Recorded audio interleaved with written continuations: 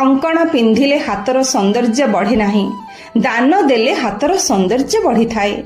स्नान कले कि शरीर चंदन लेपिले शुद्ध होइगलु बोली कह जाई पारिबो नाही, जे पर्यंत मनरे शुद्ध विचार न आसीछि। मनरे शुद्ध विचार आसिले शरीर आत्मा सबु आपे आपे शुद्ध होइजिबो। विचार को शुद्ध करबा पई ज्ञान अर्जन करबा आवश्यक। ज्ञान बिना निजको साधु बेसरे जेते सजाइले भी ए संसार रो मुक्ति मिलिबो नाही।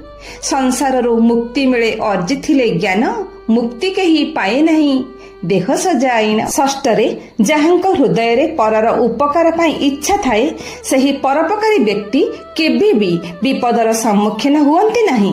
सही परोपकारी व्यक्ति अन्य लोकंकर विपद बेले उपकार करिबार मनोभाव नै साहाय्य करुथिबारु भगवान तांको सबुबेले आपद विपदरे रक्षा करंती। तांका भारको भगवान निज उपरको नै जांती। आचार्य चाणक्य कहिले, परोपकार करिबा जाहार प्रवृत्ति कौनसी काले हुए ना तांकर विपत्ति।